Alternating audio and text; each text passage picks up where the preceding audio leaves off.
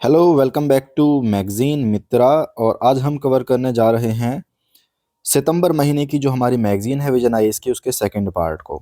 तो इसमें हम कवर करेंगे एसईओ को। इससे पहले मैं बता दूं कि हमने जो विजन की ही सितंबर की मैगजीन है उसका जो पॉलिटिकल और जीओवी की वीडियो है वो कंप्लीट करा दी है, और इसके पैरेलली हम अक्टूबर और नवंबर की मैगजीन्स को भी साथ में लेके चल रहे हैं। और हमारी पूरी कोशिश रहेगी कि इसके बाद में जब ये कंप्लीट हो जाती है तो आपकी एक हम इसको वन वीडियो भी कंप्लीट करा दें या प्रोवाइड करा दें चैनल पे। तो बिना टाइम वेस्ट किए चलिए शुरू करते हैं। तो एसईओ चर्चा में क्यों रहा था? चर्चा में रहा था इसलिए क्योंकि अभी अभी इसका एक शिखर सम्मेलन कंप्लीट हुआ था जो कि आयोजित हुआ था चीन के तियानजिन में। और ये फैक्ट हमारे लिए कहीं ना कहीं इंपॉर्टेंट हो जाता है हम जब यूपीएससी के पुराने क्वेश्चंस को देखते हैं। तो उनको देखते हुए हो सकता है इस बार यूपीएससी अलग अलग संगठन की लिस्ट दे दे और उसके सामने उसकी जगह दे दे कि कौन सा संगठन कहाँ कंप्लीट हुआ, या फिर पीसीएस में तो ये डेफिनेटली कंप्लीट मतलब इंपॉर्टेंट होता ही है। तो इसमें हमारे जो प्रधानमंत्री हैं उनका भी वक्तव्य था, तो वो भी कहीं ना कहीं इंपॉर्टेंट था। वो तीन प्रमुख स्तंभों पे आधारित था। उसके स्तंभ थे सुरक्षा, कनेक्टिविटी, अवसर। क्या भैया आप तो पढ़ के सुना रहे हो? नहीं, मैं बताता हूँ। एक्चुअली प्रधानमंत्री मोदी जी जहाँ भी जाते हैं तो वो कुछ ना कुछ क्रिएटिव नाम ढूंढ लेते हैं। जैसे कि जब उन्होंने एआई पे समिट की थी अमेरिका में बैठ के, तो उन्होंने ए को बना दिया था अमेरिका और आई को बना दिया था इंडिया। ऐसे ही जब ये एससीओ की मीटिंग में पहुंचे तो इन्होंने सुरक्षा मतलब एस, सिक्योरिटी, कनेक्टिविटी मतलब सी, और अवसर मतलब अपॉर्चुनिटी, यानी उन्होंने एससीओ को एक और दूसरा नाम बताया कि भाई ये है आपका सिक्योरिटी, कनेक्टिविटी और अपॉर्चुनिटी। इससे रिलेटेड कुछ फैक्ट हैं उनको समझ लेते हैं। तो देखिए, जहां पे ये आयोजित किया गया है वहीं के नाम से घोषणा पत्र है, उसके साथ ये पूरा हुआ है। अब इसकी अगली मीटिंग कौन करेगा? तो किर्गिज गणराज्य, जिसको आप नॉर्मली सुनते होंगे किर्गिस्तान के नाम से भी, तो इसकी अध्यक्षता अब करेगा 25-26 के लिए किर्गिज गणराज्य। इसमें कुछ और भी अपनाया गया है 2035 तक एससीओ की विकास रणनीति को। इसके अलावा जो बहुत ही इंपॉर्टेंट फैक्ट है वो ये है कि पहले होते थे इसमें दो तरह के देश, कुछ वार्ता भागीदार होते थे और कुछ पर्यवेक्षक होते थे। वार्ता भागीदार मतलब मीटिंग में शामिल होते थे, पर्यवेक्षक का मतलब है कि किसी जो हम ऑर्गेनाइजेशन को दिशा निर्देश वगैरह देते हैं, सलाह देते हैं, तो पहले ये भी होते थे। अब इन दोनों कैटेगरियों को खत्म कर दिया गया है और एक नई कैटेगरी बनाई है, एससीओ भागीदारी देश। तो ये इंपॉर्टेंट है, ठीक है। तो क्या इस कैटेगरी के अंदर कोई और देश आया है? बिल्कुल। लाओस नाम का जो एक देश है वो भागीदार देश के रूप में शामिल किया गया है। तो टोटल मिला के अब हो गए हैं हमारे पास 27 देश, जिसमें 10 हैं सदस्य देश और 17 हैं भागीदार देश। जिनको नहीं पता कि 10 देश कौन से हैं तो एक बार मैं शॉर्ट में कवर करा देता हूँ इस चीज़ को। तो देखिए, सबसे ऊपर हमारा पड़ता है रसिया, उसके बाद में चाइना, उसके बाद में भारत, भारत के साथ में पाकिस्तान, और ये आपको पता होता होगा। तो अब मैं कुछ एक चीज़ और बताता हूँ आपको याद रखने के लिए, क्योंकि कन्फ्यूज़न होता है अफ़गानिस्तान में और तुर्कमेनिस्तान में। तो अगर हम इन तान वाले देशों को छोड़ दें तो बाकी सारे तान वाले शामिल हैं।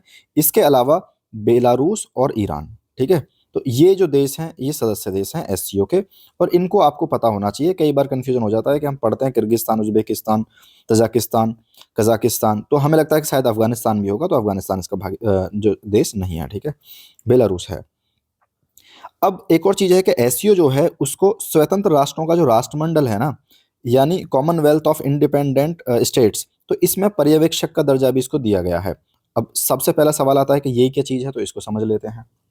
देखिए, सीआईएस की स्थापना हुई थी 1991 में। कब हुई थी? जब हमारा जो ये रसिया वाला पूरा एरिया था, जब ये टूट टूट के बिखर रहा था और इससे अलग अलग इंडिपेंडेंट नेशंस बन रहे थे, तब इसकी स्थापना हुई थी उन देशों के बीच में व्यापार और सैन्य नीति को विस्तार करने के लिए, यानी जो पहले यूएसएसआर का हिस्सा थे। याद रखिए, इसमें बाल्टिक नेशंस जो हैं वो नहीं है, ठीक है, जो यूएसएसआर में पहले शामिल थे। तो ये बाल्टिक नेशंस कौन होते हैं? तो मैं आपको बता दूं, लातविया, लिथुआनिया और आपका एस्टोनिया, आई थिंक यही है। तो ये तीन जो देश हैं ये बाल्टिक नेशंस कहे जाते हैं, और ये लगते हैं कहीं ना कहीं रशिया और बेलारूस की टेरिटरी से। दूसरी चीज़ के जो रूसी संघ, Ukraine, Moldova, Georgia, Armenia, Azerbaijan, Belarus, ये सब जो है सीआईएस के सदस्य हैं। यहाँ पे मैं बता दूं आपको कि ये थोड़ा सा समय लग रहा है इस आर्टिकल में, लेकिन हो सकता है आपको कंफ्यूजन हो जाए कि यार रशिया संघ के साथ में सीआईएस में ये यूक्रेन कैसे हो सकता है शामिल। तो याद रखना कि यूक्रेन भी शामिल है। अभी इसने ऑफिशियली अपनी मान्यता जो है वो नहीं त्यागी है, ठीक है। अगर आपको मेरी आवाज़ ऐसा लग रहा है कि बहुत स्लो चल रहा है आर्टिकल, तो आप बिल्कुल बेशक आप 2x की या 1.5x की स्पीड पे जाके इसे कंटिन्यू कर सकते हैं। चलिए शुरू करते हैं। अगर आपने ये चैनल सब्सक्राइब नहीं किया है ना, तो आप जाके इस चैनल को सब्सक्राइब कर लें, क्योंकि मैं आपको कहीं न कहीं इतनी सारी जो जानकारी देता हूँ ना एक्स्ट्रा, ये आपके लिए बहुत इम्पोर्टेंट है। और हिंदी मीडियम में मुझे तो नहीं लगता कि ऐसा कोई कवर करा रहा है। तो आप आइए, चैनल को सब्सक्राइब कीजिए, वीडियो को लाइक कीजिए। तो होगा क्या कि मेरा थोड़ा हौसला बढ़ेगा और मैं थोड़े से और एक्स्ट्रा फैक्ट भी आपको बता पाऊँगा। बाकी चलिए आगे बढ़ते हैं। तो इसमें कुछ आउटकम्स भी निकले होंगे, ऐसा तो है नहीं कि एससीओ के शिखर सम्मेलन में गए और समोसे खा के आ गए, नहीं। सबसे पहले सुरक्षा और आतंकवादी रोधी जो है, तो हुआ क्या, देखिए हमारी सबसे बड़ी जीत इसमें यही रही थी कि हमारा जो पहलगाँव में जो हमला हुआ था ना, तो हमने इस शिखर सम्मेलन में इसके मुद्दे को कहीं न कहीं एक शामिल करा लिया था। क्योंकि ऐसा होता है कि जब भी हम पाकिस्तान से रिलेटेड कोई भी इश्यू किसी ऐसे ऑर्गेनाइजेशन में उठाते हैं जो जिसमें चाइना की भागीदारी हो, तो चाइना जो है उसको पाकिस्तान को आलोचना से बचाने का प्रयास कर लेता है, ठीक है? तो हमारी ये इसमें एक रणनीतिक जीत थी। दूसरी चीज़ है कि भारत ने एक और प्रस्ताव दिया इसमें, जो है इनका comprehensive convention on international terrorism, यानी अंतर्राष्ट्रीय आतंकवाद पर व्यापक अभिसमय, कि भाई आप इसको भी अपनाइए। है क्या चीज़ ये?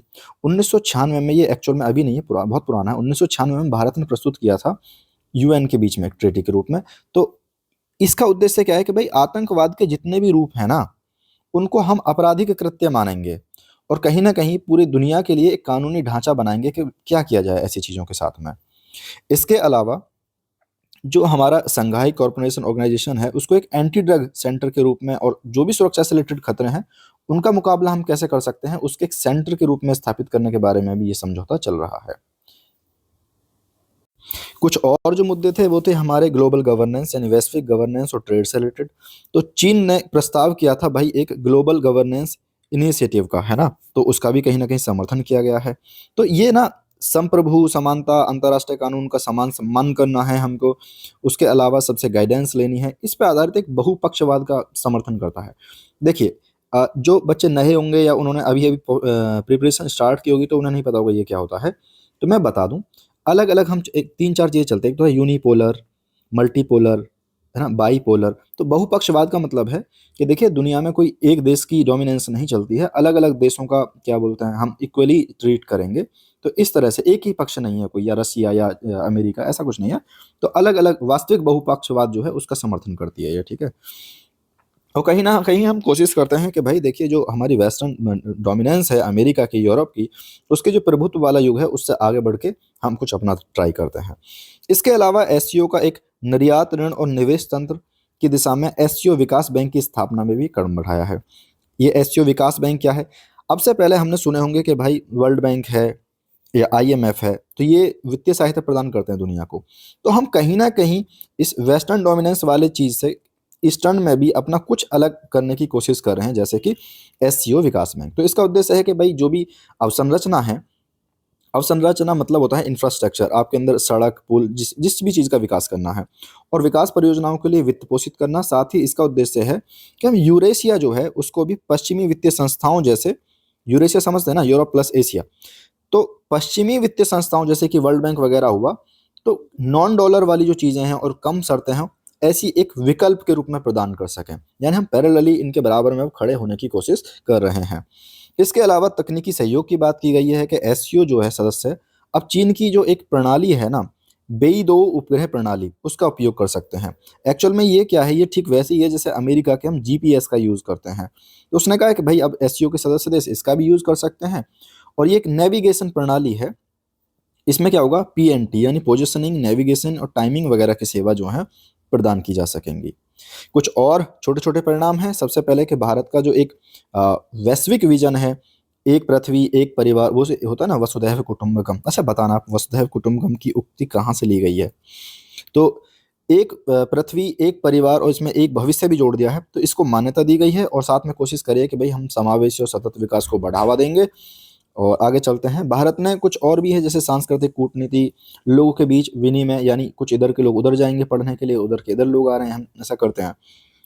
तो स्टूडेंट एक्सचेंज प्रोग्राम होते हैं छोटे-छोटे। तो सॉफ्ट पावर को बढ़ाने के लिए एक सभ्यतागत संवाद मंच का प्रस्ताव रखा है, कुछ ऐसा भी कीजिए भाई। इसके अलावा हमारा दूसरा आर्टिकल आता है भारत और चाइना के संबंध पे, क्योंकि एससीओ बहुत चर्चा में रहा था, तो इस पे भी हम बात करेंगे। तो देखिए भाई, आपको पता होगा जब ये तस्वीरें आई थी पुतिन के साथ में और चाइना के साथ में, जो चाइना के जिनपिंग है, मोदी जी की, तो इन सब की जो तस्वीरें आई थी ये उसी टाइम की बात है, कहीं ना कहीं आपको पता होगा। तो चीन के जो तियानजिन में आयोजित हुआ है ना एससीओ, तो उसी टाइम पे प्रधानमंत्री और चीन के राष्ट्रपति ने अलग से बैठ के मुलाकात की थी अपने आपस में। तो होता क्या है, देखिए 2018 के बाद ये बहुत लंबे टाइम बाद पहली चीनी यात्रा थी भारतीय प्रधानमंत्री की। और हाल ही में दोनों देशों के बीच में एक एसआरएस यानी विशेष प्रतिनिधि की 24वें दौर की वार्ता का भी आयोजन किया गया था। तो इसमें कौन कौन थे, इसमें थे चीन के विदेश मंत्री और भारत के राष्ट्रीय सुरक्षा सलाहकार थे। इसके अलावा भारतीय प्रधानमंत्री की जो चीन यात्रा थी, ये सब घटनाएं हैं, देखो ये घटनाएं बहुत इतनी इंपॉर्टेंट नहीं होती हैं, उनके आउटकम्स ज़्यादा इंपॉर्टेंट होते हैं। तो भारत चीन के बीच में पुनः एक नई भागीदारी का संकेत मिला है। लेकिन देखिए, हम भले ही कितनी वार्ता कर रहे हों, कितनी मीटिंग कर रहे हों, लेकिन चाइना के साथ कहीं न कहीं हमारे रिलेशनशिप बहुत ही कॉम्प्लिकेटेड है। 2 महीने में हमें ऐसा लगता है कि चाइना हमारा बहुत गंभीर दोस्त बनने लगा है, और 2 महीने में लगता है कि चाइना के साथ बहुत गंभीर संकट में फँस गए हैं हम। तो देखो इन चुनौतियों में ना सबसे बड़ी चुनौती है अनसुलझी सीमाएँ। 3488 किलोमीटर की एलएसी पर दोनों में कहीं न कहीं असहमति है कि तुम्हारी लाइन कहाँ जाती है, हमारी लाइन कहीं कहाँ है। जैसा हम देखते हैं ना कि या तो हमारा हो रहा होता है कि ब्रह्मपुत्र पे कोई डैम बना देता है, वहाँ हमें टेंशन हो जाती है, या अरुणाचल प्रदेश की टेरिटरी को लेके चीन अपनी मानता है उसे, तो वहाँ पे दिक्कत हो जाती है। ये पासेज होते हैं, उनको लेके हमारी झड़प हो जाती है कई बार, जो हमने गलवान देखी है ना? तो ये सारी चीज़ें जो हैं हमारे बीच में संकट का कारण है। तो देखो 2017 में डोकलाम विवाद हुआ था, 2020 में गलवान घाटी में संघर्ष हुआ था। तो ये हमारे यहाँ चुनौतियाँ हैं। सबसे बड़ी जो इकोनॉमिक चुनौती है ना, वो है हमारा व्यापार असंतुलन। देखो हमने जब रसिया वाला आर्टिकल कवर किया था, तो हमने देखा था कि रसिया के साथ में इतना सारा ट्रेड होने के बाद भी हम घाटे में रहते हैं। क्योंकि हम जो है ना, कहीं न कहीं एक आयातक इकोनॉमी है रशिया के मामले में। हम आयात करते हैं ज़्यादा से ज़्यादा, तो निर्यात उतना नहीं कर पाते। तो सेम चीज़ चाइना के साथ में है। तो आपको मोटा-मोटा ये पता होना चाहिए कि इंडिया के साथ किस देश का जो व्यापार है वो घाटे के साथ रहता है, किस देश का फ़ायदे में रहता है। हालाँकि मैं बीच-बीच में कोशिश करता रहूँगा कि आपको बताता रहूँ, मतलब नॉर्मली हम बात करते-करते यहाँ पे याद कर लें इन चीज़ों को। तो चीन के साथ व्यापार घाटा जो है ना बढ़ के अब कितना हो गया है, 99 अरब डॉलर। 2023-24 में 85 अरब डॉलर था। हम कितना भी क्या बोलते हैं बायकॉट चाइना कर दें, तो अब देख सकते हैं कि 85 अरब से इतना बढ़ के इतना हमें घाटा हो गया है। तो जिनको नहीं पता कि व्यापार घाटा क्या होता है, तो मैं शॉर्ट में फिर भी कोशिश करता हूँ कि बता दूँ। ऐसा होता है कि अगर हमने ₹10 का चीन से व्यापार किया, यानी हमारे ₹10 इनके पास में गए, और चीन ने खाली हमें ₹1 का हमसे कोई चीज़ खरीदी, तो हमें ₹9 का कहीं न कहीं घाटा हो रहा है, ठीक है? अब समझते हैं। तो अगस्त में क्या हुआ था, चीन जो है अमेरिका को छोड़कर भारत का सबसे बड़ा व्यापारिक साझेदार बन गया है। चीन के नेतृत्व वाले त्रिपक्षीय गुट जो हैं, अब देखिए, दिक्कत ये है कि हम चीन से दोस्ती कर तो लें, पर ये क्या करता है, इसने 2 त्रिपक्षीय पहले शुरू करी हैं, जिसमें मिला के एक को बांग्लादेश ले लिया है, जिसके साथ हमारे संबंध ऑलरेडी थोड़े खराब चल रहा है, और एक को पाकिस्तान को ले लिया है, ठीक है? और दूसरे में किसको ले लिया है? पाकिस्तान, अफ़गानिस्तान को एक साथ ले लिया है। तो चाइना, पाकिस्तान, अफ़गानिस्तान, चाइना, पाकिस्तान, बांग्लादेश, ये जो 2 त्रिपक्षीय पहलें शुरू करी ना, ये कहीं न कहीं हमारे लिए संकट का कारण बन सकती हैं। ऐसे ही जो चीनी-पाकिस्तानी जो आर्थिक गलियारा है, वो पाकिस्तान के कब्ज़े वाले कश्मीर से होके गुज़रता है, जिसे हम भारत अपना मानता है कि भई ये हमारा है, तो हमारी कहीं न कहीं जो सॉवरेनिटी है, उसका उल्लंघन है ये। चीन की आक्रामकता, हमने विशेष रूप से देखा है कि साउथ एशिया में क्या कर रहा है चाइना, स्ट्रिंग ऑफ पर्ल्स जैसी रणनीतियों के जरिए मालदीव, श्रीलंका में चीन की जो मौजूदगी के चलते चीन सागर में उसकी बढ़ती हुई पहुंच के लिए भारत के लिए असुरक्षा बन सकती है। ये क्या है sir ji string of pearls? तो मैं एक मिनट में कोशिश करूंगा कि समझा दूं। ये अगर हमारा भारत है और ये पूरा चाइना हिस्सा है, तो चाइना ने क्या किया है, एक तो म्यांमार के अंदर अपना पोर्ट बना लिया है, इसके अलावा बांग्लादेश में बना लिया है, यहाँ पे श्रीलंका में बना लिया है, मालदीव में बना लिया है, और जाके पाकिस्तान में बना लिया है। तो एक तरह से ना ये स्ट्रिंग ऑफ पर्ल्स हो गई है, जिसमें हम भारत को एक तरह से रणनीतिक रूप से घेरने की चाल चली जा रही है चाइना के द्वारा। तो ये कहीं न कहीं हमें असुरक्षा महसूस कराती है कि यहाँ पे भी सैनिक अड्डा बना लेगा, यहाँ पे बना लेगा, यहाँ पे बना लेगा, यहाँ भी। तो हमारे लिए कहीं न कहीं टेंशन होती है। जिन लोगों को इसके बारे में ऑलरेडी पता है, तो मुझे बताएँगे कि भारत स्ट्रिंग ऑफ पर्ल्स को काउंटर करने के लिए कौन-सी अप्रोच अपना रहा है। दूसरी चीज़ क्या होती है कि देखिए, भारत जो है वो क्वाड के साथ मिलके मंच साझा करता है। क्वाड में कौन है? आपका जो भारत है, इधर ऑस्ट्रेलिया है, जापान है, यूएसए है। तो ये सब मिलके एक क्वाड बना रहे हैं। ये समान विचारधारा वाले देश हैं। तो इससे क्या है, इससे चीन को लगता है कि यार ये कहीं ना कहीं मेरे अहित में है, ठीक है। चीन इसे देखता है कि मेरा मुकाबला करने के लिए, मुझे काउंटर करने के लिए कोशिश कर रहा है। जल शक्ति में क्या है, ब्रह्मपुत्र नदी पर जो यारलुंग जांगबो बांध है उसका निर्माण कर देता है। तो कहीं ना कहीं चीन जो है, तो जल को भारत के खिलाफ एक भू रणनीतिक हथियार के रूप में यूज कर सकता है, जैसे हम ही कर रहे हैं, अभी कर रहे हैं पाकिस्तान के साथ में। भारत और चीन के बीच में विशेष प्रतिनिधि जो 24वें दौर की वार्ता हुई है, तो उसमें कुछ नया जुड़ाव निकला है, और तो जो भी हमारी समस्या या टेंशन रहती हैं उन पर कुछ ना कुछ हमने बात की होगी। सबसे पहली है सीमा प्रबंधन पर सहमति। तो इसमें क्या हुआ, देखिए 2005 के जो राजनीतिक मानक हैं और मार्गदर्शक सिद्धांत हैं, उन पर हमने समझौता करके एक निष्पक्ष, तर्क संगत और आपसी सहमति से इसको विवाद को हम कैसे समाधान कर सकते हैं, उसके लिए एक फ्रेमवर्क तैयार किया जाएगा, ऐसी हमने बात की है। दूसरा यह है कि इसके लिए हम एक विशेषज्ञ समूह और कार्य समूह को स्थापित करने की काम करेंगे, ताकि हम परामर्श कर सकें, समन्वय कर सकें। तनाव को प्रबंध करने के लिए, तनाव ना हो किसी भी तरह का, तो मौजूदा जो राजनयिक संबंध है और सैन्य स्तरीय तंत्रों का उपयोग करने पर सहमति बनी है। इसके अलावा मतलब यही है कि हम हमारे जो एनएसए मीटिंग कर रहे हैं उनके रक्षा मंत्री के साथ में, तो ये सारी चीज़ वही है, ठीक है। इसके अलावा आर्थिक और व्यापारिक संबंधों को मजबूत करना। देखिए होगा क्या कि हमारा जो घाटा है वो ज़्यादा है, तो हम व्यापार निवेश में कैसे हम घाटे को कम कर सकते हैं, इस पे भी कहीं ना कहीं बल दिया गया है। इसके अलावा कुछ और व्यापार जगह से शुरू किया जाए, जैसे कि लिपुलेख दर्रा, शिपकीला दर्रा, नाथुला दर्रा। तो ये तीनों दर्रे कहाँ हैं आपको पता होना चाहिए, कम से कम पीसीएस में तो कभी भी आ सकते हैं। इसके लिए कोई एक्सक्यूज नहीं चाहिए भाई, अगर तुम तैयारी कर रहे हो तो, कि मुझे ये भी नहीं पता है। वार्ता तंत्र, दोनों पक्षों ने निलंबित जो द्विपक्षीय वार्ता को फिर से शुरू कर दिया है, जो पहले बंद हो गई थी इन घटनाओं के बाद में, गलवान और उसके बाद में। और 2026 में पीपल टू पीपल एक्सचेंज पर उच्च स्तरीय तंत्र भी शामिल किया है। पीपल टू पीपल एक्सचेंज का बेसिकली मतलब है, कुछ लोग यहाँ से वहाँ जाएंगे, कुछ लोग वहाँ से यहाँ जाएंगे, दोनों के लोग आपस में एक दूसरे कल्चर को समझेंगे और कहीं ना कहीं उनमें मित्रता बढ़ेगी। तो फिर दोनों दोस्तों ने आपस में बैठ के बताया कि देखिए भाई, हम आपस में कॉम्पिटिटर नहीं है, हम पार्टनर हैं, साझेदार हैं, ठीक है। 75 वर्षों के संबंध हैं, पूरे हो चुके हैं कूटनीतिक संबंध भारत के और चाइना के। तो इससे रिलेटेड कुछ हम कार्यक्रमों को आयोजित करेंगे और ड्रैगन एलिफेंट संबंधों को पुनर्जीवित करेंगे। ड्रैगन एलिफेंट क्या है? जब हम ग्लोबल पर्सपेक्टिव देखते हैं तो भारत को कहीं ना कहीं एक एलिफेंट के रूप में दिखाया जाता है और चाइना को दिखाया जाता है एक ड्रैगन के रूप में। मेरे पे नहीं आता बनाना ड्रैगन ड्राइंग मत देखो भाई, ठीक है। अन्य क्या है, जल्द से जल्द हम कोशिश करेंगे कि चाइना के साथ में सीधी उड़ानें बढ़ सकें। इसके अलावा कैलाश की जो मानसरोवर यात्रा है उसका दायरा 2026 तक बढ़ा दिया जाएगा। दोनों पक्षों ने क्या कोशिश करी है कि आपातकालीन स्थितियों के दौरान जो हाइड्रोलॉजिकल डेटा है जो हमारे डैम्स वगैरह से रिलेटेड होता है, तो उसको भी हम साझा कर सकें, ताकि ऐसा ना हो कि दूसरे के यहाँ आपदा बन जाए। चीन ने इस हमारे साथ जो चीन के अब ये नवीन सहभागिता होगी, इसका कुछ महत्व है, बिल्कुल महत्व है। देखिए चीन जो है ना, भारत का जो फार्मास्यूटिकल उद्योग है, जो कि बहुत बड़ा है एक्चुअल में, उसके लिए कहीं ना कहीं औषधि जो अवयव है उनका एक प्रमुख स्रोत है। इसके अलावा जो हमने आर्थिक सर्वेक्षण 2023-24 किया था, उसमें हमने देखा था कि विनिर्माण जो क्षेत्रक है हमारा, है ना, एक 3 तरह के होते हैं ना, प्राइमरी सेक्टर, सेकेंडरी सेक्टर। तो सेकेंडरी सेक्टर में आता है, और टर्सरी सेक्टर में हमारा जो सर्विस से रिलेटेड चीज़ें होती हैं वो आती हैं। ये मैं बेसिक कॉन्सेप्ट आपको एक बार रिवीजन करा रहा हूँ, है ना। तो चीन से निवेश आकर्षित करने की सिफारिश की गई थी। तो कैसे हम चीन की कंपनियों को ऐसे आसानी से चीज़ें कर सकते हैं, तो इसकी भी हमें प्रस्ताव किया गया है, ठीक है। तो भारत के लिए कुछ महत्वपूर्ण संसाधन हैं, उनकी उपलब्धता भी चीन में कहीं न कहीं मिलती है। देखिए यार, चीन जो है ना, कहीं न कहीं जो रेयर अर्थ मिनरल्स हैं ना, दुर्लभ भू अयस्क हैं, उनका 70% उत्पादक करता है। मतलब इस चीज़ में चीन की इतनी बड़ी मोनोपोली है कि यूएसए जैसे देश को भी घुटनों पे ला सकता है, अगर ये सप्लाई ना करे तो।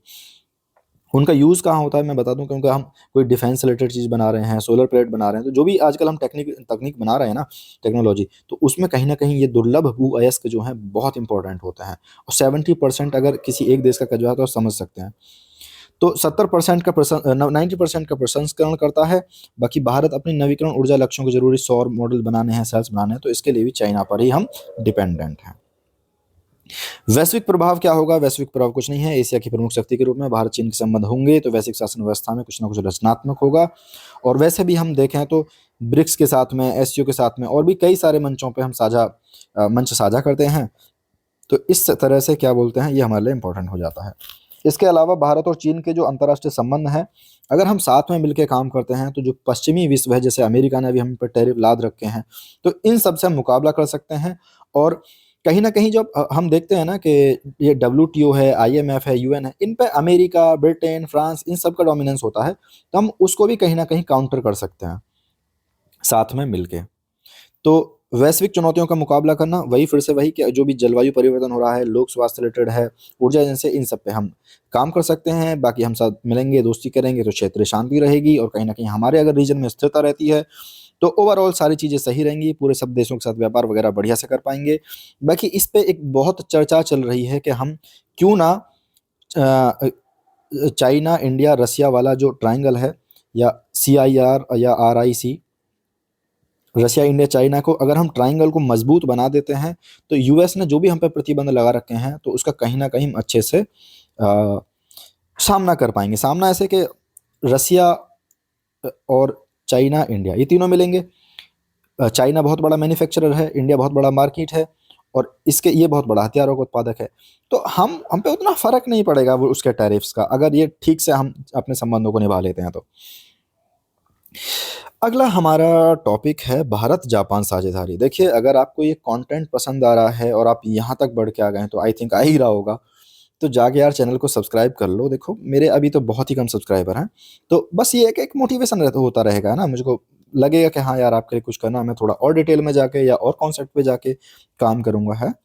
तो और कहीं ना कहीं से एक चीज़ ये होती है कि जब आप सब्सक्राइब वगैरह करते हैं तो मेरे को ना रीच मिलती है, मतलब मास लेवल पे ये चीज़ें पहुंचती हैं। आई नो कि थोड़ा कंपटीशन होता है कि यार नहीं नहीं पता चलनी चाहिए किसी को, चीज़ें चुपचाप कर लेते हैं, पर यस साझा कर दीजिए यार, है ना। और सबसे पहले तो देखो जापान भारत की हम जो साझेदारी है इस पे बात करते हैं।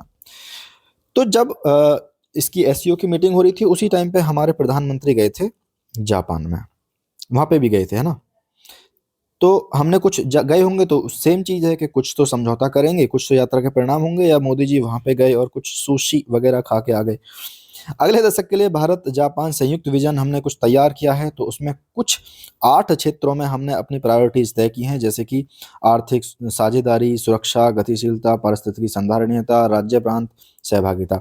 तो ये जो राज्य प्रांत है ना, इसमें क्या है कि हमारे इंडिया के कुछ स्टेट्स मिलके और जो वहाँ के प्रांत हैं जापान के, वो मिलके कुछ आपस में पार्टनरशिप करेंगे। जैसे ये अगर आप PCS वाले हो ना तो आपको पता होना चाहिए, जैसे UP PCS दे रहे हो तो ये पता होना चाहिए, बाकी दे रहे हो तो ये भी पता होना चाहिए। मैचिंग में दे सकता है बहुत अच्छा, कि UPSC में तो खैर नहीं आएगा ये, कि कौन से प्रांत के साथ जापान के कौन सी साझेदारी किसने की है। जैसे आंध्र प्रदेश के साथ तोयामा, तमिलनाडु के साथ एही, उत्तर प्रदेश के साथ करी है यामानाशी ने, और गुजरात के साथ सीजुओका, मुझे लगा सिजुका है, सॉरी।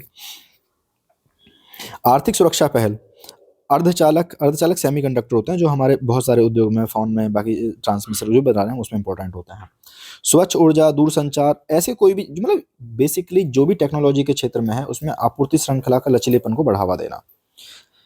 होता क्या है आपूर्ति श्रृंखला या सप्लाई चेन? सप्लाई चेन का बेसिक सा मतलब है कि कहीं से कच्चा माल आएगा, फिर दूसरा उससे कोई चीज़ उसका पार्ट बनाया जाएगा, फिर तीसरी चीज़ से, और फिर कंप्लीट एक पैकेज बनाएंगे।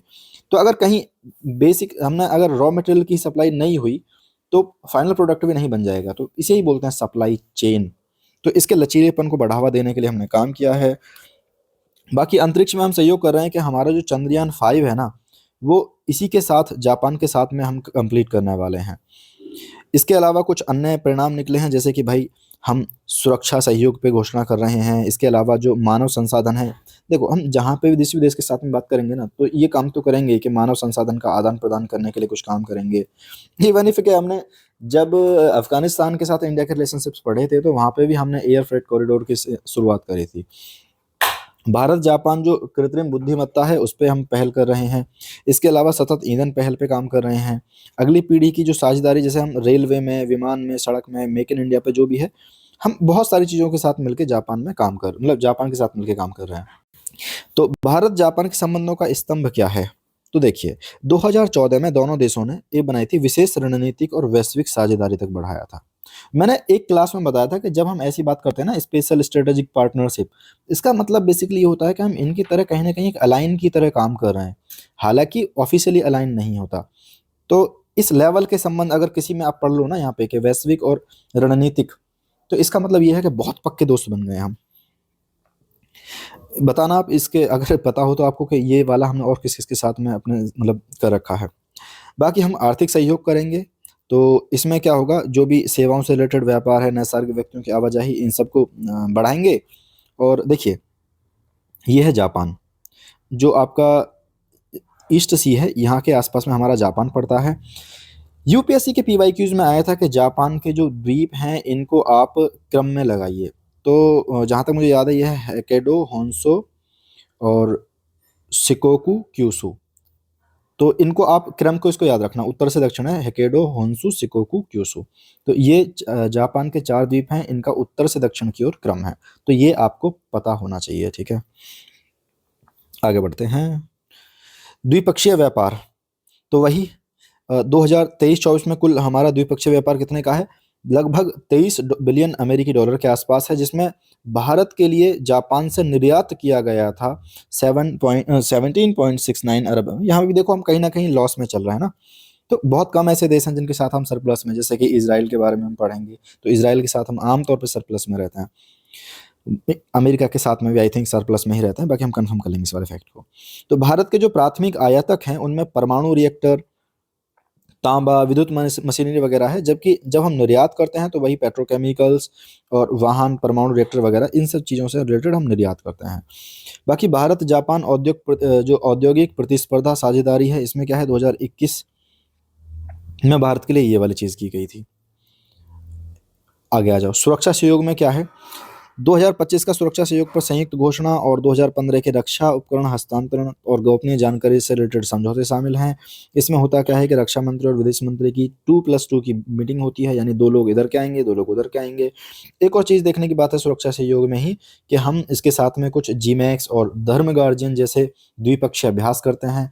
बाकी ये तो द्विपक्षीय हो गए, यानी 2 लोग मिलकर करते हैं। इसके अलावा मिलन और मालाबार जैसे कुछ बहुपक्षीय जो अभ्यास होते हैं सैनिकों के, वो भी हम इसमें कंप्लीट कराते हैं।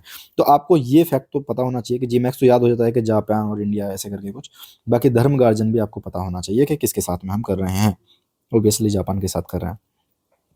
विकास सहयोग, उदाहरण के लिए Mumbai Ahmedabad high speed rail, इसकी हम परियोजना का विकास में सहयोग कर रहे हैं। बाकी भारत जो है, Bharat Japan act east forum जो है, इसकी एक्ट ईस्ट पॉलिसी और जापान के जो स्वतंत्र और खुले प्रशांत का विजन है कि भाई स्वतंत्र होना चाहिए, किसी एक देश का कब्जा नहीं होना चाहिए इस एरिया पे, तो उसमें भी हम कहीं ना कहीं एक मंच प्रदान करते हैं।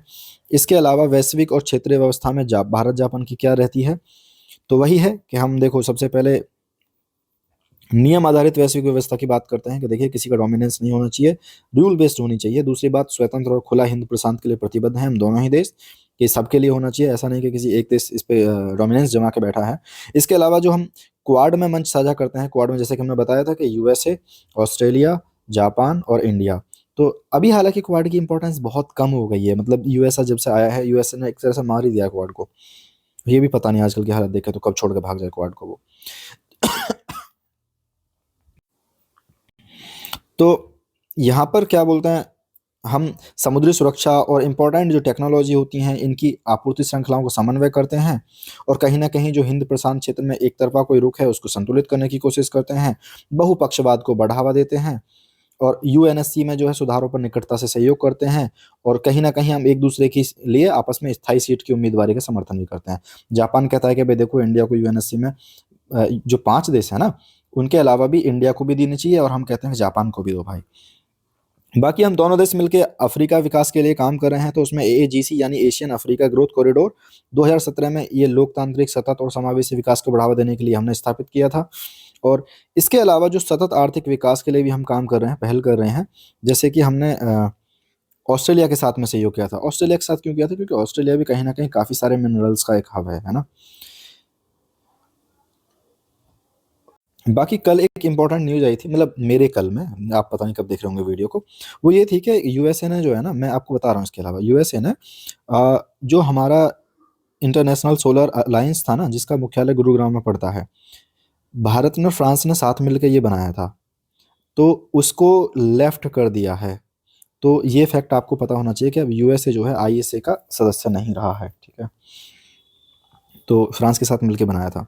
बाकी यार देखो, अगर आपको वीडियो अच्छी लग रही है, कंटेंट अच्छा लग रहा है, आपकी हेल्प हो रही है जेन्युइनली, तो देखो बिना दक्षिणा के दवाई भी नहीं लगती है, बात समझो। दवाई, ज्ञान, इन सब में दक्षिणा चाहिए होती है। तो भाई जाओ दक्षिणा के रूप में सब्सक्राइब करो, पैसे नहीं मांग रहा मैं तुमसे। संक्षिप्त सुर्खियां समझते हैं भाई क्या है।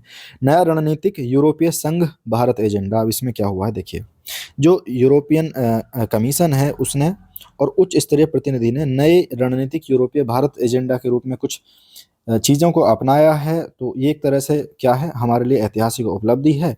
तो कुछ विशेषता हैं। देखिए, सबसे पहले जो हमारी रणनीतिक यूरोपीय संघ के और भारत एजेंडे के बीच में स्थापना हुई थी, वही थी 2004 में, जो साझेदारी थी। और इसका उद्देश्य क्या है? वही है कि समृद्धि और सुरक्षा को बढ़ाना और जो भी दुनिया भर में चुनौती आ रही हैं उनका मिल के सामना करना। तो इसमें कहीं न कहीं 5 पिलर्स हैं इसके, तो उन 5 पिलर्स पे बात कर लेते हैं। तो पिलर नंबर 1 है हमारा समृद्धि और संधारणीयता, यानी ये आर्थिक समृद्धि, रोजगार सृजन, औद्योगिक विकास और विकार्बनीकरण को प्रेरित करते हैं। व्यापार और निवेश इसी में आ जाएगा ये पॉइंट, कि हम क्या काम करते हैं, हम कोशिश कर रहे हैं कि 2025 के अंत तक मुक्त व्यापार समझौता संबंधी जो भी चीज़ें हैं उसको अंतिम रूप दे दें, और एक निवेश, आई थिंक अभी तक तो हुआ नहीं है, निवेश संरक्षण समझौता जो है इस पे हस्ताक्षर कर दें कहीं न कहीं। निवेश संरक्षण समझौता क्या होता है कि जो हमारे देश के निवेशक यूरोपीय संघ के देशों में जाके अपने पैसे को इन्वेस्ट कर रहे हैं, तो उनके लिए कहीं न कहीं सुरक्षा बनी रहे। या फिर यूरोप के जो लोग हैं वो आके इंडिया के अंदर निवेश करते हैं, तो उनको हम कैसे संरक्षण प्रदान करते हैं, तो इसे बोलते हैं निवेश संरक्षण समझौता, ठीक है। फ्री ट्रेड एग्रीमेंट के बारे में मैं कई बार एक्सप्लेन कर चुका हूँ कि हम मिलके कुछ ऐसी शर्तें तय करते हैं कि कैसे हम कुछ टैरिफ्स को, कुछ ड्यूटीज़ को कम करें, ताकि दोनों देशों के लिए कहीं न कहीं इक्वली हम चीज़ों को मतलब पार्टनरशिप की तरह मैनेज कर सकें, ठीक है। इसके अलावा आते हैं हम आर्थिक सुरक्षा।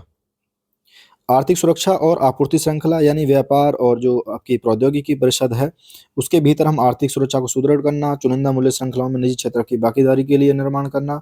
इसके अलावा ब्लू वैलीज़ वही है और कुछ नहीं है। स्वच्छ संक्रमण और आपका जो लचीलेपन है उसको बढ़ावा देना। जैसे जो यूरोपीय संघ है उसने 2050 में और भारत ने 2070 में नेट ज़ीरो उत्सर्जन की प्रतिज्ञाएँ की हैं। इसके अलावा क्या काम कर रहे हैं, हरित हाइड्रोजन के लिए हमने गठन किया है एक कार्यबल को। आगे आते हैं प्रौद्योगिकी और नवाचार। तो ये खुले क्षेत्र में सुरक्षित मानव केंद्रित नवाचार के लिए बेसिकली प्रौद्योगिकी आप पढ़ते रहेंगे। यूरोपीय संघ और भारतीय नवाचार केंद्र स्थापित करना, अनुकूल डिजिटल परिवेश को उन्नत बनाना, यानी हम जो भी हम सर्विस का वितरण कर रहे हैं इसके लिए बेहतरीन हमारे पास डीपीआई होनी चाहिए। डीपीआई क्या होता है कि कोई भी ऐसी चीज़ जो से हम डिजिटल चीज़ों के लिए जो सार्वजनिक अवसंरचना बनाते हैं, पब्लिक स्कीम्स बनाते हैं। एग्जाम्पल के लिए मैं हमेशा आपको डिजी लॉकर का यूज़ करता हूँ। तो सुरक्षा और रक्षा के लिए भी कुछ कहा है कि भाई देखिए, जितने भी वैश्विक में सुरक्षा संबंधी खतरे हो रहे हैं, आतंकवाद की चीज़ें चल रही हैं, सीमा पारी अपराध हो रहे हैं, तो इन सब से कैसे निपटा सकते हैं, और हिंद प्रशांत क्योंकि हमारा कॉमन एरिया है तो हम उसमें कैसे नियम आधारित समुद्री व्यवस्था को बढ़ावा दे सकते हैं। ये कुछ टर्म ऐसी हैं कि आप जिनका भी मतलब ऐसी चीज़ें पढ़ेंगे ना, जो भी देश इस एरिया में आएँगे, उनके साथ हम इस पे बात कर ही रहे होंगे, है ना? तो आप इसमें ऐसा मत लीजिए, क्योंकि मुझे बहुत पहले बोरिंग लगता था जब मैं ये सब चीज़ें पढ़ता था ना, कि हिंद प्रशांत किस-किस में क्या-क्या कैसे याद रखें। सिंपल है, जापान के साथ बात कर रहे थे, तब भी इसकी बात कर रहे थे हम। आइए, कनेक्टिविटी और वैश्विक मुद्दे, वही तीसरे दुनिया के देश जो हैं, उनके सहयोग और वैश्विक विकास के लिए सुदृढ़ करना। जैसे यूरोपीय संघ के ग्लोबल गेटवे ने, और भारत का जो महासागर का माध्यम है, इसके मतलब महासागर हमने बनाई है, इसी से रिलेटेड है, हम इसे कंप्लीट करेंगे आई थिंक एनवायरनमेंट में। तो इसका सहयोग करना। अच्छा, यहाँ पे एक चीज़ आया था, तीसरे दुनिया के देश, तो इस पे एक बार सवाल आ चुका है, तो इसको मैं थोड़ा-सा बता देता हूँ, 1 मिनट का समय लगता है। अगर आपको ये चीज़ें आती हैं ना, तो आप स्किप कर सकते हो थोड़ा-थोड़ा। बाकी देखो, बाकी लोग भी देख रहे हैं तो मैं सबका ही बताऊँगा। तो पहली दुनिया, दूसरी दुनिया, तीसरी दुनिया। होता क्या है कि जब यूएसए सामने आया था कोल्ड वॉर के बाद में, तो पहली दुनिया के देश ऐसे थे जो कैपिटलिस्ट कंट्रीज़ को फ़ॉलो करते थे। तो वो कहलाए पहली दुनिया के देश, यानी जो पूंजीवादी राष्ट्र थे, है ना? जैसे कि यूएसए हो गया हमारा, और आपका वेस्टर्न यूरोप हो गया, है ना, कहीं न कहीं। दूसरी दुनिया के जो देश आए थे वो हमारे आए थे यूएसआर से, जो आपका समाजवादी या कम्युनिस्ट अप्रोच को फ़ॉलो करते थे, तो आ गए थे यूएसएसआर से रिलेटेड जो भी देश थे। तीसरी दुनिया के ऐसे बचे थे जो ना तो इसमें शामिल हुए थे, ना इसमें शामिल हुए थे। वो कहीं न कहीं अपने आप को नॉन अलाइन मूवमेंट का सहारा बना रहे थे, जिसमें भारत है, अफ्रीका है, आई थिंक इंडोनेशिया है। तो ऐसे जो देश हैं, आमतौर पे दुनिया देखती है कि तीसरी दुनिया के देश जो हैं थोड़े गरीब देश हैं, क्योंकि अभी-अभी आज़ाद हुए हैं, अपने आप का विकास पूरी तरह से कर नहीं पाए। तो इस पे यूपीएससी ने प्रॉपर एक सवाल बना रखा है। इतना ही है बस, अगर आपको ये इन्फॉर्मेशन थी तो आप एक सवाल ठीक कर सकते थे। ईयर मुझे याद नहीं है, बाकी मैं कोशिश करूँगा, अगर आप कमेंट करते हो ना, तो मैं पीवाईक्यू भी एनालिसिस करा सकता हूँ अच्छे से, बहुत ही अच्छे से एक्चुअल में। तो विभिन्न स्तंभों पर सक्षम करता। तो अलग अलग कौशल गतिशीलता में, ज्ञान के आदान प्रदान में, व्यावसायिक भागीदारी और संस्थागत महत्व वगैरह में हम करा सकते हैं। व्यावसायिक भागीदारी मतलब यहाँ के डॉक्टर, नर्स, सीए वहाँ पे जाके काम कर रहे हैं सब में। अगला हमारा बहुत ही इंपॉर्टेंट आर्टिकल है भारत और इजराइल संबंध के बारे में। अब देखिए होता क्या है, भारत ने ना क्या बोलते हैं इसके साथ में द्विपक्षीय निवेश संधि पे हस्ताक्षर कर लिए हैं, और ये पहला देश है जो ओईसीडी के अंतर आता है। ओईसीडी के बाकी देशों के बारे में आपको डेफिनेटली पता होना चाहिए। और भारत और इजराइल के बीच में 1996 में की गई थी, ये 2017 में समाप्त हो गई थी। अब पढ़ते हैं अभी है क्या इसमें जो दोबारा से हमने शुरू की है। सबसे पहले तो हम निवेश बढ़ाएंगे, तो होगा क्या कि दोनों देशों के बीच में निवेश बढ़ेगा। तो वर्तमान में कुल कितने का 800 मिलियन अमेरिकी डॉलर का निवेश है। निवेशकों को सुरक्षा देंगे, जो हम ऊपर समझ चुके हैं ऑलरेडी, ठीक है। न्यूनतम मानक की गारंटी दी गई है। विवाद निपटारा करेंगे, अगर हमारा कोई व्यापार निवेश के बीच में कोई छोटा मोटा विवाद बढ़ जाता है किसी चीज़ को लेकर, तो हम मध्यस्थता के जरिए से कैसे सुलझाएं, मिसाइल नहीं फेंक के मारनी है। भारत इजराइल के बीच में कुछ बढ़ता सहयोग है, उसके कुछ चीज़ों को हम समझ लेते हैं। सबसे पहले आर्थिक सहयोग किस तरह बढ़ रहा है, तो वही कि दोनों देशों के बीच में जो कुल व्यापार है 2023-24 में वो 6.53 अमेरिकी बिलियन डॉलर रहा था। देखो मैं एक बात बताऊं, ये आपको मोटा मोटा पता है तो ठीक है, बाकी याद नहीं रह रही तो बहुत टेंशन वाली बात नहीं है। प्रीलिम्स में तो बिल्कुल ऐसा टेंशन वाली बात नहीं है कितना है, बस इतना पता हो कि यार 5 के आसपास था या 6 के आसपास था। अगर भगवान ना करे कि ऐसा होगा बोलते कि 500 बिलियन अमेरिकी डॉलर, तो ऐसा नहीं है ना, वो उतना तुम्हें मोटा जानकारी पता होनी चाहिए बस। भारत का जो निर्यात है वो कहीं ना कहीं अधिशेष रहा। देखो कल को हो सकता है यूपीएससी एक सवाल बना दे, आमतौर पर ऐसे सवाल आते नहीं है, पर पिछले एक समय में जैसे क्वेश्चंस बनने लगे हैं तो हम कह सकते हैं कि कुछ भी हो सकता है। यूपीएससी बना सकता है कि बताइए, नीचे कुछ देशों की लिस्ट दे रखी है 1 2 3 4 5 6 7, इनमें से हमें बताइए कि भारत का जो निर्यात है ना वो किनके साथ में अधिशेष रहता है। तो हमने देखा था कि रशिया के साथ में हम कहीं ना कहीं माइनस में चल रहे थे, चाइना के साथ में माइनस में चल रहे थे, जापान के साथ में भी कहीं ना कहीं हमारा निर्यात जो है माइनस में ही चल रहा था। लेकिन अभी हमने पढ़ा है कि इजराइल के साथ में हमारा जो व्यापार है ना वो अधिशेष में रह रहा है। मैं इसलिए बता रहा हूँ कि आपके बीच में दिमाग में रहना चाहिए, ये चीज़ रहनी चाहिए, ठीक है। आमतौर पर ऐसा होता है कि अगर ऐसा क्वेश्चन बनता है ना, आपको इतनी सी जानकारी है ना इजराइल के साथ में, यही वाला फैक्ट गलत दे रखा होगा, आप एक फैक्ट से क्वेश्चन पूरा सॉल्व करके ले जाएंगे। अमेरिकी क्षेत्र सहयोग I2U2, तो इसका पहला शिखर सम्मेलन 2022 में हुआ था। इसमें क्या है, I2U2 में भारत है, इजराइल है और 2 यू हैं, यूएई और संयुक्त राज्य अमेरिका है, इसमें भाग लिया था। तो I2U2 आप समझ गए होंगे। नवाचारी और वैज्ञानिक प्रौद्योगिकी के लिए काम करते हैं हम मिलकर। औद्योगिक अनुसंधान और विकास और तकनीकी पे नवाचार निधि बनाई गई है हमने 5 वर्षों के लिए 2023 से 37 के बीच में। किन किन के बीच में बनाई गई है, भारत और इजराइल के बीच में। रक्षा सहयोग करते हैं, जैसे रक्षा सहयोग कर रहे हैं ना, उसके साथ में रशिया के साथ में मिलकर हमने बनाई थी नहीं S-400 नहीं बनाई थी यार, क्या नाम है उस मिसाइल का, ब्रह्मोस, है ना।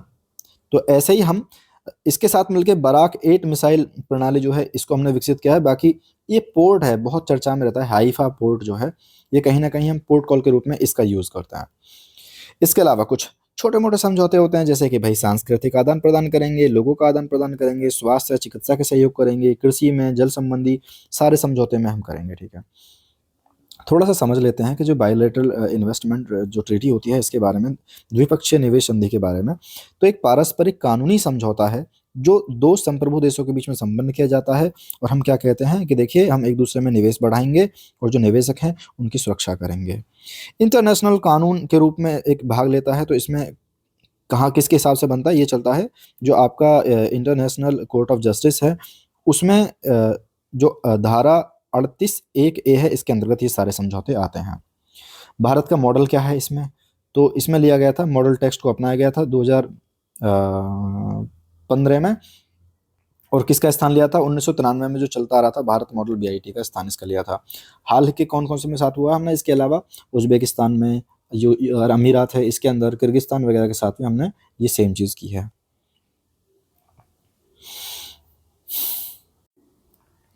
इसके अलावा हमारा अगला आर्टिकल है भारत सिंगापुर के बारे में। तो हुआ क्या, सिंगापुर के जो प्रधानमंत्री थे वो भारत आए, चाय पानी समोसा पिया, इसके अलावा समोसा खाया।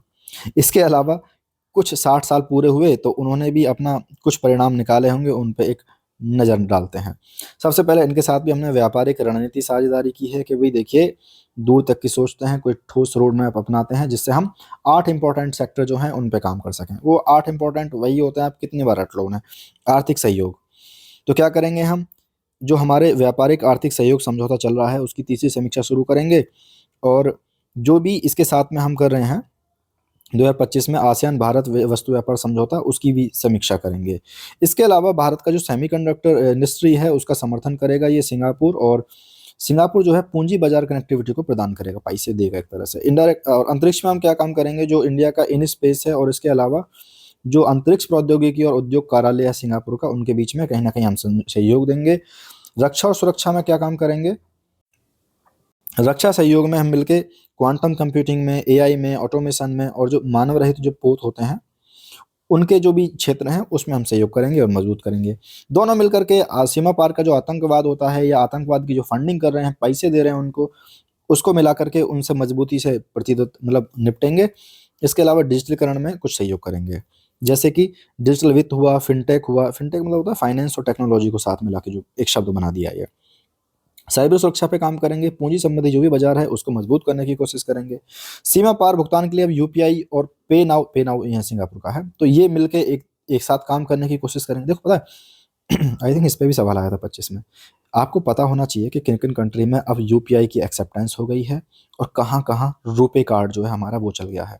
तो ये छोटी छोटी चीज़ें होती हैं। आप एक काम क्या करो, उठा के ना मैगजीन पे यहाँ पे या तो अभी लिख लो, इसे ऐसे गोला बना लो, जैसी क्लास पूरी हो जाएगी तो जाके सर्च करना और यहाँ कोने पे लिख लिया करो। जब भी आप मैगजीन पढ़ रहे होगे तो आपको ये रिवीजन हो जाएगा। कौशल विकास चेन्नई तमिलनाडु में जो भी विनिर्माण से रिलेटेड उत्कृष्टता केंद्र हैं, नेशनल सेंटर ऑफ एक्सीलेंस, इनको हम साथ मिलकर शुरू करेंगे। बाकी सस्टेनेबिलिटी का पे काम करेंगे, जैसे कि अंतर्राष्ट्रीय सौर गठबंधन, जिसके बारे में मैंने बताया कि यूएसए इसको छोड़ के भाग गया है। अब ये भी न्यूज़ है, आज तारीख है 9 जनवरी, तो 9 जनवरी की न्यूज़ है ये। 10 को, फिर 8 को हुआ था लेकिन ये। वैश्विक जैव ईंधन जो गठबंधन है, इन पे हम साथ में सहयोग करेंगे। इसके अलावा ग्रीन हाइड्रोजन और अमोनिया उत्पादन में सहयोग बढ़ाएंगे। शहरी जल प्रबंधन पे काम करेंगे। जो सेना के अलावा भी कहीं पे अगर हम परमाणु का यूज़ करते हैं तो उसकी संभावना है, कहाँ काम कर सकते हैं, उन संभावनाओं को तलाशेंगे और काम करेंगे। इसके अलावा कुछ कनेक्टिविटी काम करेंगे हम, सिंगापुर पत्तन और भारत के पत्तनों के बीच में मिलकर ग्रीन और डिजिटल शिपिंग कॉरिडोर की स्थापना करेंगे। स्वास्थ्य वाले क्षेत्र में काम करेंगे और लोगों के बीच में जुड़ाव करेंगे, आपस में एक दूसरे की कल्चर से साझा करेंगे। पता है ये पढ़ के ना आपको मेंस के लिए भी पॉइंट क्लियर होने लगे होंगे, किसी देश के साथ में और संबंध लिखने हैं तो हम कैसे लिखेंगे, है ना। तो यार इतने के लिए एक लाइक सब्सक्राइब तो खैर बनता ही है, कमेंट तुम लोग करते नहीं, उंगलियां थक जाती हैं ठंड में, पता नहीं क्या होता है। चलिए अगला हमारा आर्टिकल है, पाकिस्तान और सऊदी अरब के बीच में एक पारस्परिक रक्षा समझौता हो गया है। अब देखिए ये है क्या, एक्चुअल में क्या है, दोनों देशों के बीच में ये गए और एक रक्षा का सहयोग हुआ है। कैसे हुआ है कि देखिए भाई, अगर एक देश पे आक्रमण होता है ना तो दूसरे देश पे भी आक्रमण माना जाएगा, ये इन्होंने कहा है। तो इससे दिक्कत ये हुई है, परमाणु युद्ध से रिलेटेड जो है इसकी चिंता बढ़ गई है। देखो आपको पता है कि सऊदी अरब ने जो सिद्धांत जो इस समझौता करा है, और तो पाकिस्तान के पास कुछ है नहीं, पाकिस्तान के पास है न्यूक्लियर आइटम बम। तो उसके लिए कहीं ना कहीं सऊदी अरब ने, ताकि सऊदी अरब की सुरक्षा मिल सके, परमाणु सुरक्षा मिल सके, ये इसके पाकिस्तान के साथ मिलकर साझा कर लिया है। तो सत्ता के जो समीकरण है ना उनमें बदलाव हो गया है। जैसे करा किस लिए होगा ये, एक तो ईरान को काउंटर करने के लिए, यमन के जो विद्रोही हैं उनको करने के लिए, या इजराइल से जो खतरा है उसके लिए। देखो दरअसल हुआ क्या था इसके पीछे की मैं छोटी सी अगर टाइम लेके आपको घटना बताऊं। इसराइल ने जाके आई थिंक कुवैत के जो जगह है उस पर जाके अटैक कर दिया था इसराइल के कुछ फाइटर जेट्स ने, हालांकि बाद में माफी मांगी थी।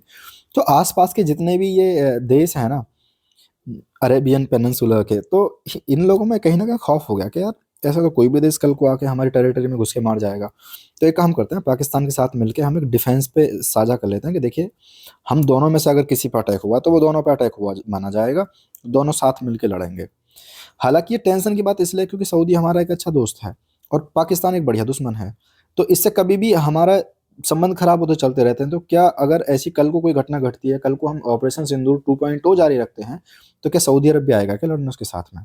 पर हमने पिछले बीते दिनों ये देखा कि जब अफगानिस्तान की और पाकिस्तान की ये आपस में लड़ाई चल रही थी, तो इसमें सऊदी अरब ने कोई मतलब हिस्सेदारी नहीं की, उसने बस कहा कि नहीं भाई दोनों शांति से सुलझ जाइए, ये करिए वो करिए। तो अब लग रहा है कि कहीं ना कहीं उतना भी कुछ नहीं होने वाला, पर हाँ ठीक है पढ़ते हैं, किताबी भाषा में तो हम यही कहेंगे ना। तो इस क्षेत्र में सुरक्षा की गारंटी दे, अच्छा पहले इसे ऐसी गारंटी को सुरक्षा की गारंटी देता था अमेरिका।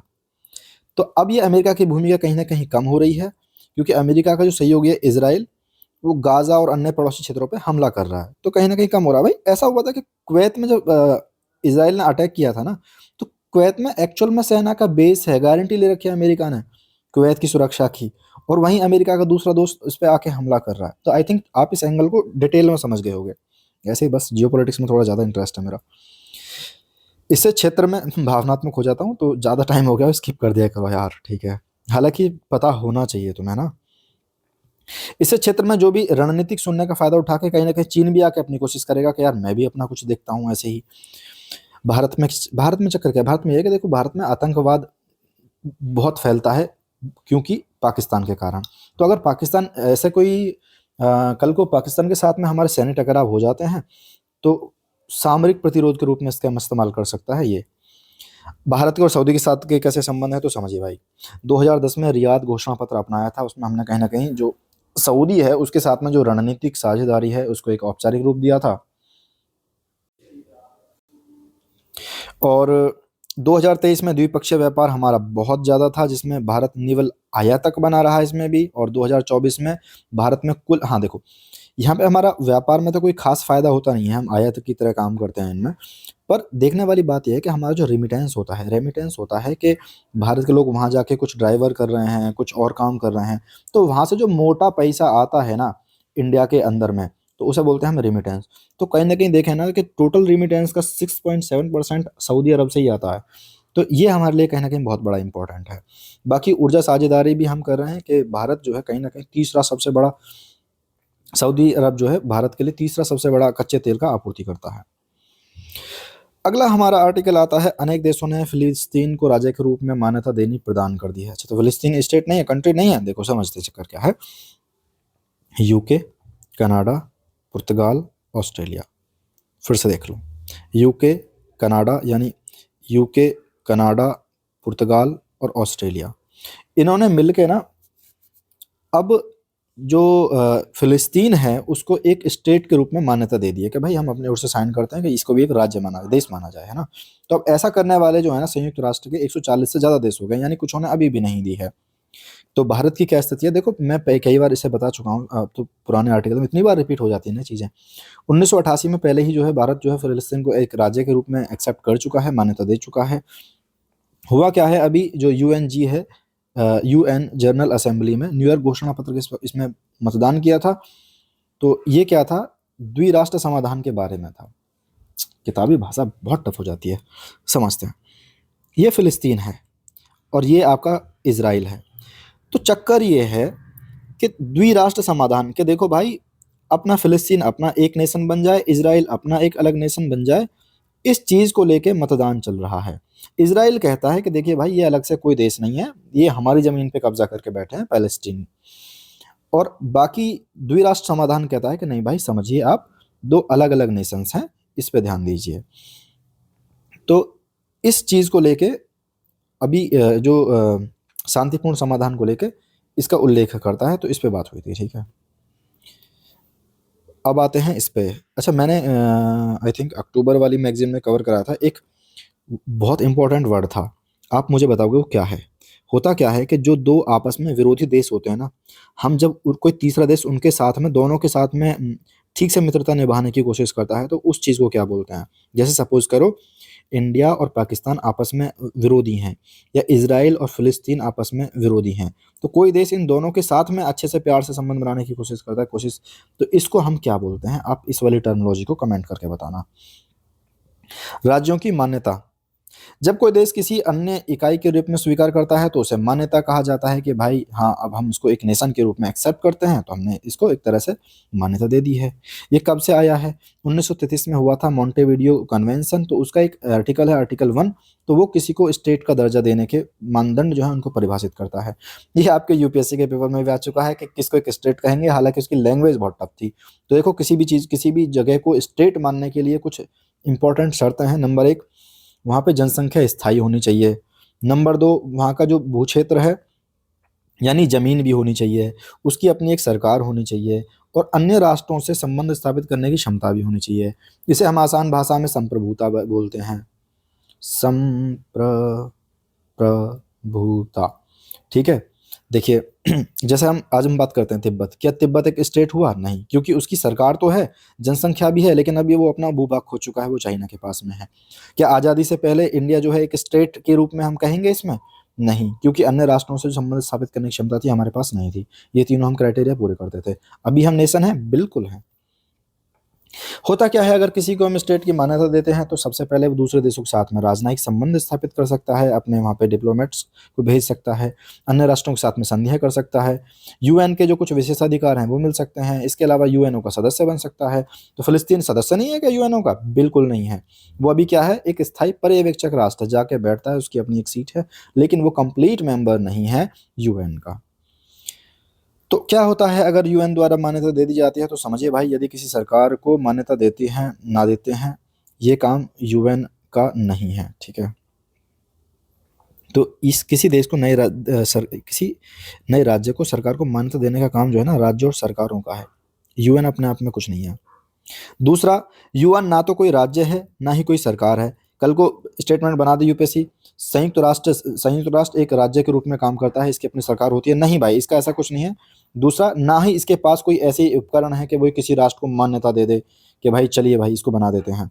बाकी संयुक्त राष्ट्र जो है किसी राज्यों की सदस्यता न दे सकता है न ले सकता है। संयुक्त राष्ट्र के जो मेंबर हैं वो वोटिंग करके बताते हैं कि भाई उन्हें वो एक्सेप्ट है एज ए कंट्री और नॉट।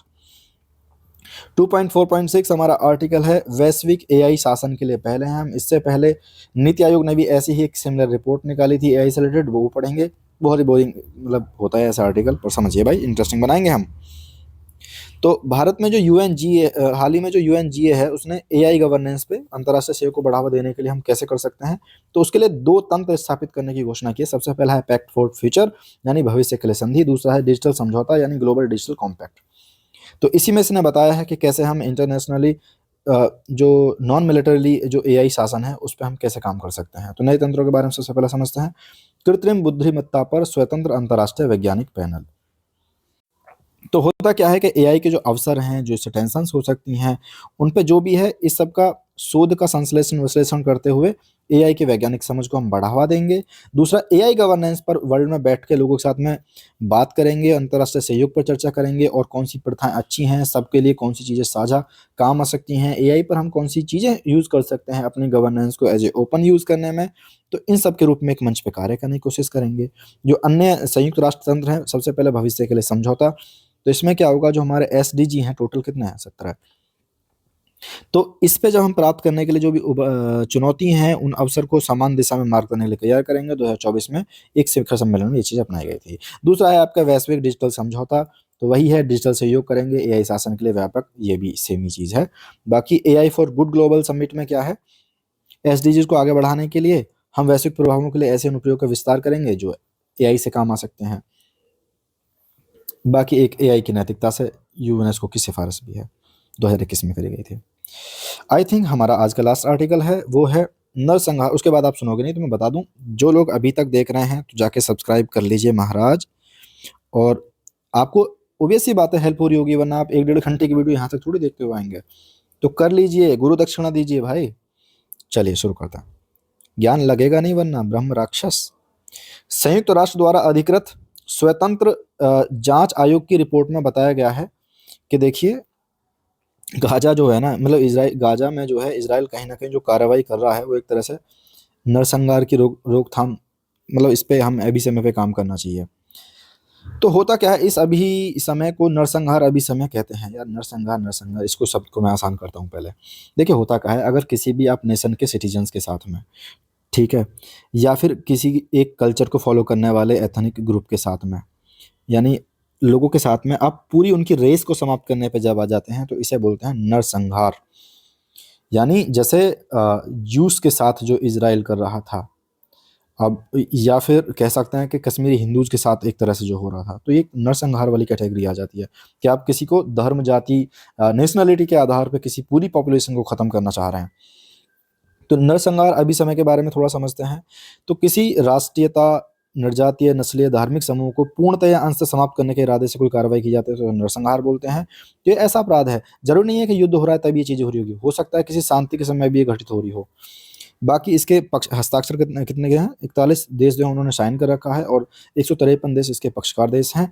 भारत ने भी 1949 में इस पे हस्ताक्षर कर दिया था और इसमें फिर बाद में अभिपुष्टि भी कर दी थी। बाकी इसके बाद इसके जो भी निर्णय करता है वो करता है अंतर्राष्ट्रीय कानून, अंतर्राष्ट्रीय न्यायालय। तो इसकी व्याख्या लागू करने से रिलेटेड जो भी मामले हैं वो अंतर्राष्ट्रीय न्यायालय में जाते हैं। अरे नहीं, एक और आर्टिकल है, राष्ट्रीय आपराधिक न्यायालय। तो हुआ क्या है अभी, बुर्किना फासो, माली और नाइजर, तो हुआ क्या है हाल ही में, बुर्किना फासो, अगर आपको पीछे स्वच्छता का इरादा कर लिया हमने कि आवाज़ आ रही हो तो थोड़ा सा इग्नोर करना। बुर्किना फासो, माली, नाइजर, इन सब ने मिलकर ना जो हमारा आईसीसी है, अंतर्राष्ट्रीय आपराधिक न्यायालय, इंटरनेशनल क्रिमिनल कोर्ट है, उसकी सदस्यता त्यागने की घोषणा कर दी है इन लोगों ने। ये अब नो मेंबर एनीमोर। तो इन्होंने बताया था कि देखिए भाई ऐसा है, जो ये आईसीसी है ना, ये कहीं ना कहीं जो साम्राज्यवादी शक्ति है ना उनके नियंत्रण में काम करता है, नव औपनिवेशिक दमन का उपकरण है। ये बेसिकली बात ये है कि ये इस पे भी डोमिनेंस कहीं ना कहीं वेस्ट की चलती है। तो इसके बारे में थोड़ा पढ़ लेते हैं। मुख्यालय इसका हेग में है, जो कि पड़ता है नीदरलैंड के अंदर। बाकी दुनिया का पहला ये स्थायी है जो अंतर्राष्ट्रीय आपराधिक न्यायालय है। तो इसे क्या, रोम जो संविधि है, रोम स्टैटू, इसके अंतर्गत इसे स्थापित किया गया है, 1998 में अपनाया गया था और 2002 से लागू किया गया था। अधिकार क्षेत्र क्या है, तो देखिए ये काम क्या करता है, यहाँ पे एक प्रीलिम्स के लिए बहुत इंपॉर्टेंट, देखो प्रीलिम्स में जो सवाल आते हैं ना वो ऐसे आते हैं कि आपको कब दो लाइन के बीच की बारीकी में से निकाल के ले जाएगा क्वेश्चन का एग्जामिनर, आपको पता भी नहीं चलेगा। तो आईसीसी जो है ना, गंभीर अपराध करने के आरोपी व्यक्ति की जांच करता है, सरकार की जांच नहीं करता, स्टेट की जांच नहीं करता, देशों की जांच नहीं करता, व्यक्ति की जांच करता है। इसमें जांच अभियोजन सुनवाई करता है, ना कि समूहों की और देशों की, समझ में आई। जैसे अगर रशिया की बात करेंगे तो पुतिन पे केस चलेगा, रशिया की गवर्नमेंट पे नहीं, मतलब एक व्यक्ति पे, ठीक है। तो आईसीसी के अधिकार क्षेत्र के अंतर्गत जो अपराध आते हैं वो कौन से, आप नरसंहार कर रहे हैं, मानवता के खिलाफ कोई अपराध कर रहे हैं, वॉर क्राइम कर रहे हैं, क्योंकि यहाँ पे बिगड़ गई थी इसके साथ में, पुतिन के महाराज के साथ में भी ना। तो आक्रामकता से जो अपराध हैं इन सब से रिलेटेड पे काम करता है। सदस्यता क्या, इसके 125 देश हैं सदस्य, इसमें भारत, इजराइल, संयुक्त राज्य अमेरिका, रूस, चीन, ये सब इसके पक्षकार यानी सदस्य नहीं हैं। अब आते हैं वित्त पोषण के रूप, इन पे वित्त पोषण कैसे किया जाता है, इसके जो मुख्य सदस्य हैं उसके द्वारा।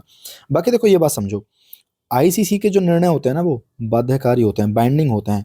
और आप एक बात नोट करना, जब भी हम आगे इंटरनेशनल रिलेशंस को पढ़ेंगे या पहले भी, जितने भी ज़्यादातर बाध्यकारी समझौते हैं ना, इंडिया बहुत मुश्किल से ऐसी चीज़ों को लागू करता है, अलाउ करता है। कहीं ना कहीं अगर कोई इंटरनेशनल ट्रीटी और बहुत बाउंडिंग टाइप की है ना, तो उसमें हमारी कहीं ना कहीं सॉवरेनिटी जो है वो खतरे में आ जाती है, इसलिए हम बचते हैं बाध्यकारी समझौते से।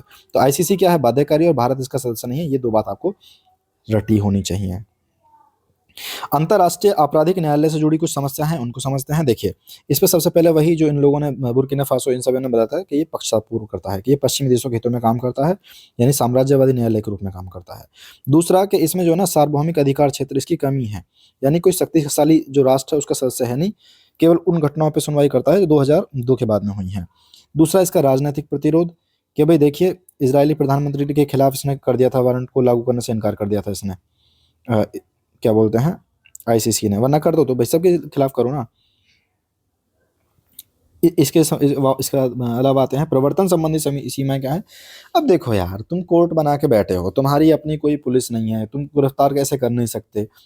बेसिकली इसकी कार्रवाई कैसे होती है मैं बताता हूँ।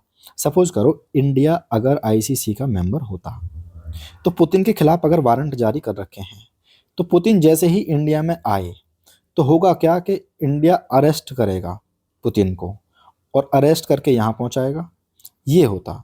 लेकिन अब इनकी अपनी कोई पुलिस नहीं है कि जाके पुतिन को पकड़ने के काम कर रही है किसी राष्ट्र में, नहीं। तो ये ऐसे काम करता है, तो हम नहीं है रहा तो हमारे बढ़िया आ रहे हैं। आप नोटिस करना, पुतिन वहीं वहीं जाते हैं जहाँ पे जो इसका मेंबर नहीं है ना।